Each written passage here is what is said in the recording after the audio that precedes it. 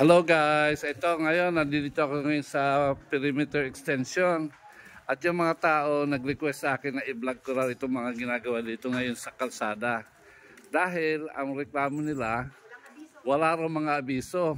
Kailan nyo ho nalaman? Ngayon lang nung binabagbag na mismo.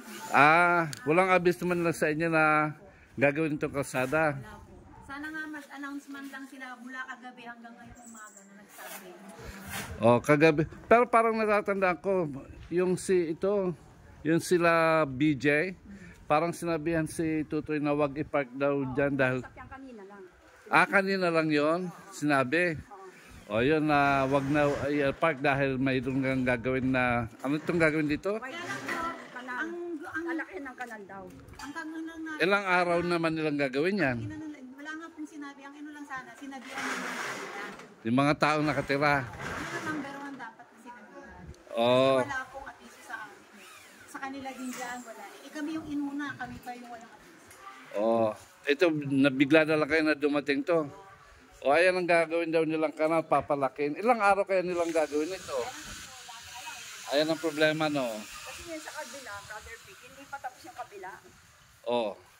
Lumaki nga yung kabila, lalong bumaha na. Imbis na ano na eh. Binaha ba dito nung ano? May... Doon lang naman, sa may tapat ng tindahan natin. Dito yung walang bakain na rin. Kaya ngayon po, ayun po, mag-ano po kayo isa po. Kailangan daw po bahain daw po kasi kami. Kasi sa kung mataas po na to, hindi po ito binabaha. Oh. Kailangan daw bahain ang buong pag-asa, kaya kailangan unahin muna kami. Yun yung talaga sa totoo lang. Ayun ang gusto nilang mangyari.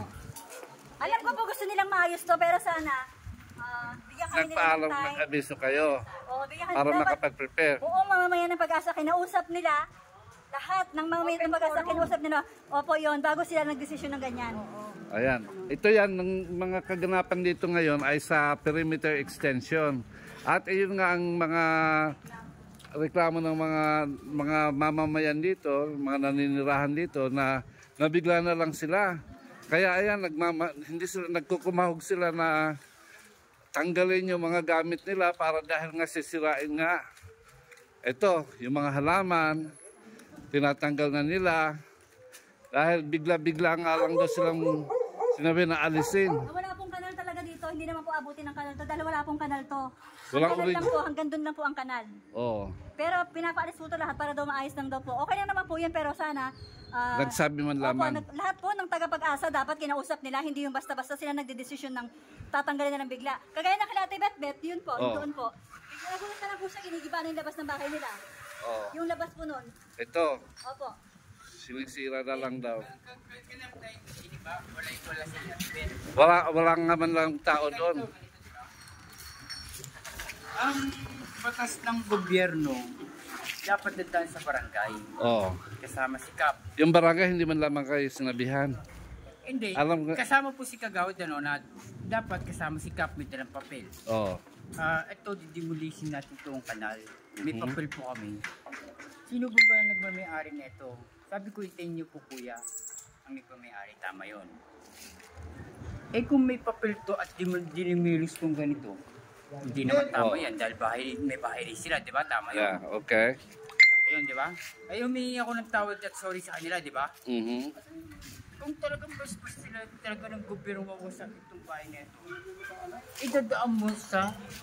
May nagmamayari kasi ng umiwagan pa ito yan, hindi basta yan. At saka matagal na yan, original yan. Oo, sinauna yan eh. Alam nyo, laki ako ng pag-asa. Nakikita ko na yung bato na yan, maliit pa ako. Dito ako lumaki sa sa Bonifacio nga lang, pero alam ko naman ang buong pag-asa noon, tambakan to noon. Tambakan ng basura po. Pero nakikita ko na yung bato na yan. Kakapuno po rin na nila doon sa Amerika. Oo. Bimbo, di ba? Oo. Napadala kami ng package, di ba? Oo. Yun. Kaya nga. Tayo, di naman matay, may tagabuhay tayo, di ba? Basta lagi tayo manalig, di ba? Tama rin sila. Kailangan may batas rin tayo na dadangkit up. Ako bilang kapitan ng punong guro. Dapat nagpabiso man lang. Di ba? Galing po ng gobyerno, di ba? Sige po, di mo mismo niya po kasi ginagalang po namin siya.